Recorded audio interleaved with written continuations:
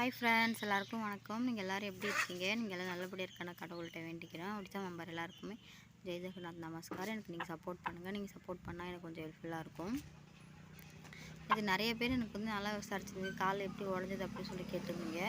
இந்த அடிப்பைப்பில் தண்ணி எடுக்க போகக்குள்ள தான் கால் கொஞ்சம் கீழே உளுந்து கொஞ்சம் உடஞ்சிடுச்சு. இப்போ கொஞ்சம் பரவாயில்ல, முன்னோட இப்போ கொஞ்சம் பரவாயில்ல, வீக்கம் கொஞ்சம் பரவாயில்ல. இப்போ கொஞ்சம் கொஞ்சம் நடக்கிறேன். 2 வாரத்துக்கு முன்னாடி நடக்க கூட முடியாது. கால் எடுத்து வச்சாலே அவ்வளோ வலிக்கும். இப்போ ஓரளவுக்கு நான் பரவாயில்ல, நல்லா இருக்குது கால்.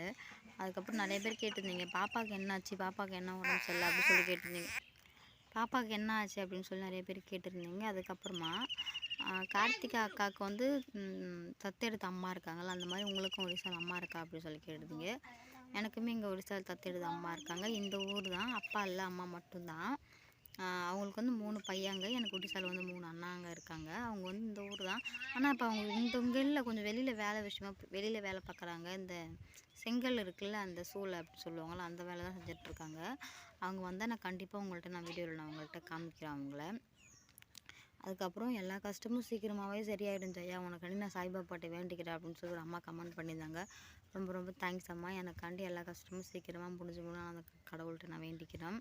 எனக்காண்டி நீங்களும் சேர்த்து நீங்கள் வேண்டிக்கிங்க. அதுக்கப்புறமா சொல்லியிருந்தீங்க, நீ எவ்வளோ கஷ்டப்படுறிய அந்த அளவுக்கு பாப்பா நல்லாயிருக்கும், சீக்கிரமாகவே உன் கஷ்டம் எல்லாமே சரியாயிடும், நம்ம எந்த அளவுக்கு கஷ்டப்படுறோமோ அந்த அளவுக்கு பின்னாடி நல்லா இருப்போம் அப்படின்னு சொல்லியிருந்தீங்க. பார்க்கும், நான் எந்த அளவுக்கு கஷ்டப்படுறேன், பாப்பா கொஞ்சம் நல்லா இருக்கணும் அப்படின்னு சொல்லி நினச்சிட்டு இருக்கேன் நான். அதுக்கப்புறமா மாமியார் வந்து எப்படி சொல்லலாம், எல்லா மாமியாரும் அம்மா மாதிரி வரமாட்டாங்க அப்படின்னு சொல்லியிருந்தீங்க. என் மாமியார் வந்து குறை சொல்ல முடியாது, நல்லா பார்த்துப்பாங்க, எல்லாம் இது பண்ணுவாங்க, எல்லாமே பண்ணுவாங்க. ஆனால் அவங்களுக்கு ஒரு குணம் வந்தால் அது ஏன் அப்படி பண்ணுறாங்கன்னு தெரியல, ஒரு மாதிரி ஆகிடுவாங்க. ஒரு சொந்தக்காரங்க முன்னாடியோ எதுவும் டக்குனு ஒரு மாதிரி மூஞ்சில் அடித்து பேசினா எவ்வளோ ஒரு கஷ்டமாக இருக்கும், அந்த மாதிரி பேசிடுவாங்க. எனக்கு அதான் அவங்கக்கிட்ட ஒரு விஷயம் பிடிக்காது. மற்றபடி எல்லாமே எனக்கு அவங்களுக்கு பிடிக்கும், குறைலாம் சொல்ல முடியாது, நல்லாவும் பார்த்துப்பாங்க, எல்லாம் பண்ணுவாங்க. மற்றவங்க முன்னாடி பேசக்குள்ள தான் எனக்கு ஒரு மாதிரி, ஐயோ ஏன் அப்படி சொல்லிட்டாங்களோ, அது தனியாக கூப்பிட்டு சொல்லியிருக்கலாம்ல அப்படின்னு சொல்லிட்டு ஒரு மாதிரியாக இருக்கும். ஏதோ ஒரு வேலை விஷயமா இந்த வேலை எனக்கு தெரியல அப்படின்னு சொன்னால் டக்குன்னு எல்லாம் இருந்தாலும் பார்க்க மாட்டாங்க, அந்த மாதிரி மூஞ்சில் அடித்த மாதிரி பேசிடுவாங்களே. எனக்கு அந்த ஒரு விஷயம் மட்டும்தான் என் மாமியார்கிட்ட பிடிக்காது. ஆனால் என் மாமனார் சொக்க தங்கம், ஒரு குறையே சொல்ல முடியாது. எனக்கு எவ்வளோ கஷ்டம் வந்தாலும் எவ்வளோ சந்தோஷம் வந்தாலும் என் அப்பா ஸ்தானத்தில் இருந்தாலும் எனக்கு பிடிக்கும். அவருமே நான் திட்டிருக்காரு, திட்டமாட்டேன்னு நான் சொல்ல எனக்கு. ஆனால் என் மாமனார் ரொம்ப பிடிக்கும், அவர் மேலே ஒரு தனி மரியாதையே இருக்குது எனக்கு. அவர் எதுவுமே நல்லா குறை சொல்ல முடியாது. அதுக்கப்புறமா கேட்டிருந்தீங்க, அம்மாக்கெல்லாம் இப்போ உடம்பு நல்லா இருக்கா அப்படின்னு சொல்லி கேட்டிருந்தீங்க. அம்மாவுக்கு பரவாயில்ல, உடம்பு கொஞ்சம் நல்லா இருக்குது. எப்பயுமே கேரளாவில் தான் இருக்காங்க. நாங்களே திட்டினோம், வீட்டுக்கு போங்க அப்படின்னு சொன்னால் அதுக்கு வீட்டுக்கு வந்தாங்க. நான் வீட்டில் போய் உட்காந்தா கடைலாம் யார் அடிக்கிறது, அக்கா கல்யாணத்துக்கு வாங்க, கடைலாம் இருக்குது, கொஞ்சம் நிறையா இருக்குது, இதெல்லாம் யார் அடிக்கிறது, அப்பா இருக்காங்களா, அண்ணா இருக்காங்களா, தம்பி இருக்காங்களா அடிக்கிறதுக்கு அப்படின்னு சொன்னாங்க. எனக்குமே கஷ்டமாயிடுச்சு, நம்மளும் 4 பொம்பளை பிள்ளைங்க, நம்மளால ஒன்றும் பண்ண முடியல அப்படின்னு சொல்லிட்டு ஒரு மாதிரியாக இதாகிடுச்சு. அதுக்கப்புறம் கொஞ்சம் டைம் பேசினா இப்போ உடம்பு பரவாயில்ல இருக்குது, நல்லா இருக்குது அப்படின்னு சொல்லியிருந்தாங்க. நான் ஏன் அப்படி கிட்ட வச்சு பேசுகிறேன்னா, பாப்பா வந்து பால் குடிச்சிட்ருக்கா, அதனால தான் கிட்ட அப்படி வச்சு பேசிட்டுருக்கா, அதனால தான் அப்படி தெரியுது உங்களுக்கு. மூஞ்சி ரொம்ப கிட்ட வச்சு பேசுகிறேன்னு சொல்லி நினச்சிக்காதீங்க. டைம் ஒரு ஆகிடுச்சு. அவள் இப்போ தூங்க மாட்டாள், அவளுக்கு இன்னும் நிறைய வேலை இருக்கிறதுக்கப்புறம் அவளெல்லாம் குளிக்க வச்சுட்டு ட்ரெஸ்லாம் க்ளீன் பண்ணி போட்டு வீடு வாசல்லாம் கூட்டிகிட்டு, நான் இன்னுமே சாப்பிடல, இதுக்கப்புறம் தானே சாப்பிட்ணும். அவங்களுக்கு எல்லாருக்குமே சாப்பாடு செஞ்சு கொடுத்து அனுப்பிட்டேன், வேலைக்கு போயிருக்காங்கல்ல.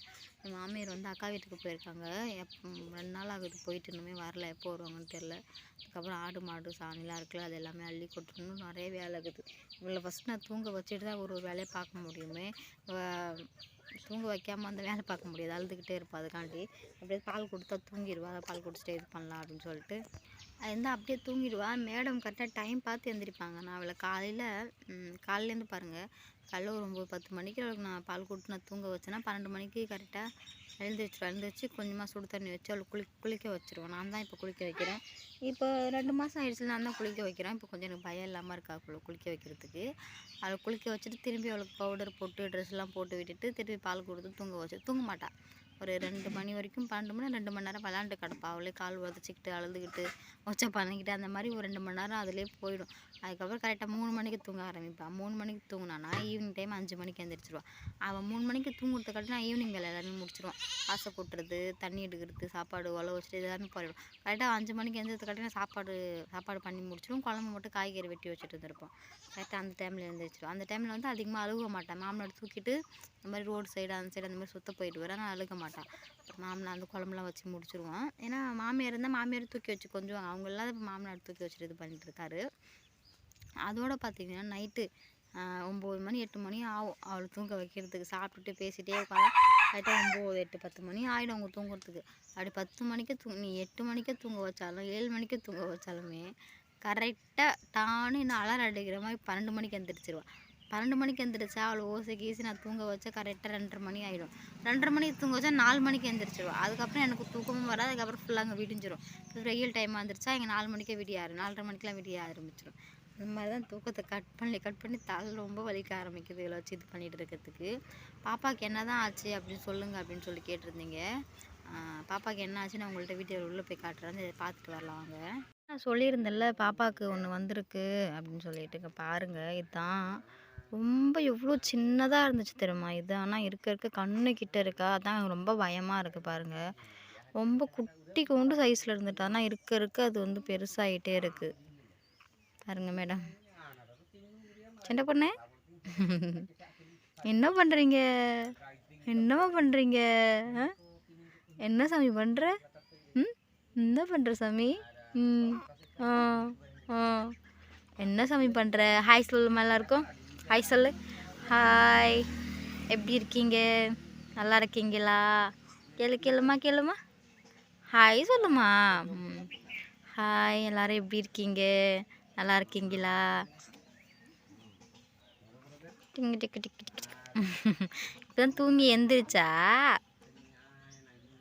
காமிச்சிட்ருக்கேன் பாருங்கள் எப்படி இருக்கான்னு சொல்லிட்டு. பாப்பா கம்மலில் சொல்லுங்கள், பாப்பா என்ன மாதிரி இருக்காளா இல்லை அவங்க அப்பா மாதிரி இருக்காரா. அவங்க அப்பா சொல்லுவார் இந்த மூக்கு எல்லாமே ஒன்றை மாதிரி இருக்குது, கண்ணெல்லாம் என்ன மாதிரி இருக்குது அப்படின்னு சொல்லுவார். ஆனால் எனக்கு கொஞ்சம் மூக்கு நீட்டு மூக்குல்ல, அதனால் அவர் சொல்லுவார். நீங்கள் சொல்லுங்கள் பாப்பா யார் மாதிரி இருக்கு அப்படின்னு சொல்லிட்டு. இங்கே பாருங்க சின்ன பொண்ணு. அதனால் கடவுள்கிட்ட இல்லை எனக்காண்டி கொஞ்சம் ப்ரே பண்ணிங்க எல்லாருக்குமே, பாப்பாவுக்கு இது சரியாகிடும் அப்படின்னு சொல்லிட்டு. 6 மாதம் ஆகணும்னு சொல்லியிருக்காங்க, ஆப்ரேஷன் பண்ணணும்னு சொல்லியிருக்காங்க. எனக்காண்டி கொஞ்சம் இது பண்ணிக்கிங்க எல்லோரும். சரி விளாடுத்தோம், நம்ம டிஸ்டர்ப் பண்ண அழுக ஆரம்பிச்சிருவா அவள். நல்லா விளாடுத்தோம், காலும் கையும் வச்சுட்டு நல்லா விளாண்டுட்டு இருப்பாள்.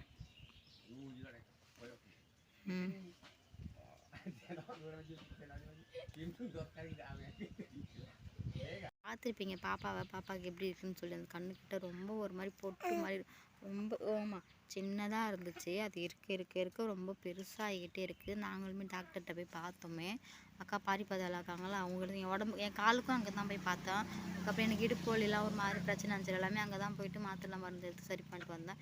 அதுக்கப்புறம் அக்கா தான் அங்கே கூப்பிட்டு போனாங்க. அங்கே போய் கூப்பிட்டதுக்கு பாப்பா அப்போ வந்து 2 மாதம் தானே ஆகுது பாப்பா பிறந்து. அதனால 6 மாதம் 1 வருஷம் போகுதும், அதுக்கப்புறம் தான் அது பண்ண முடியும். அது பெருசாகுதா இல்லைன்னா இது ரொம்ப பெருசாகிடுச்சுன்னா ஆப்ரேஷன் பண்ணி தான் எடுக்கணும் அப்படின்னு சொல்லியிருக்காங்க. எனக்கு ஆப்ரேஷன் ஆனால் எனக்கு அழுகே வந்துருச்சு ரொம்ப. அது பச்சை குழந்தை, அதுக்கு என்ன தெரியும் அந்த மாதிரிலாம் சொன்னப்போ எனக்கு அவ்வளோ கஷ்டமாயிடுச்சு. அது எப்படி தான் நானும் கொசு கடிச்சிருச்சு அந்த மாதிரி தான் நினச்சிட்டு இருந்தேன். கொசு கடிச்சா பாப்பா கொஞ்சம் பிறந்தப்போ வெள்ளையாக இருந்தால கொசு கடிச்சாலே ஒரு மாதிரி சிகப்பு கலரில் இருக்கலாம், அந்த மாதிரி இருக்கும் அப்படின்னு சொல்லி நினச்சிட்டு இருந்தேன். ஆனால் அது இருக்க பெருசாக இருக்கும், ரொம்ப கஷ்டமாக அழுகே வந்துருச்சு எனக்குலாம் அந்த ஹாஸ்பிட்டல் சொன்னப்போ. எனக்காண்டி அந்த கடவுள்கிட்ட எல்லார்ட்டையுமே வேண்டிக்கிங்க பாப்பாவுக்கு அது தன்னாலே இதாகிடும்னு சொல்லிட்டு நான் அம்மா கிட்ட சொன்னேன். அம்மா என்ன சொன்னாங்கன்னா, அது வந்து பெறகொலை அப்படின்னு ஒன்று சொன்னாங்க, நீ சாமிக்கிட்ட வேண்டிக்க அதுவாக உழுந்துடும், அதுவாக சரியாயிடும் அப்படின்னு இருக்காங்க. நானும் அந்த கடவுள்கிட்ட எனக்காண்டி ப்ளீஸ் எனக்கு பாப்பாக்காண்டி எது வேண்டிக்கிங்க, அது வந்து அதுவே சரியாயிடணும், அதுவாக உழுந்துடணும். ஏன்னா ஹாஸ்பிட்டல் ஆப்ரேஷன் அவள் சின்ன குழந்த, ஒன்றுமே அவளுக்கு தெரியாது. எனக்கு அப்படி சொன்னப்போ ஒரு மாதிரியாகிடுச்சு. மெடிசன் கொடுத்துருக்காங்க, ஒரு மெடிசன் மட்டும் பாப்பாவுக்கு வந்து 1700 ரூபா. அந்த மெடிசன் வாங்கி சாப்பிட கொடுத்துட்டு தான் இருக்கோம். ஆனால் இது இன்னும் கம்மியாகிற மாதிரி தெரியல. இப்போ 2 வாரமாக மெடிசன் கொடுத்துட்டு இருக்கோம், பார்க்கும்.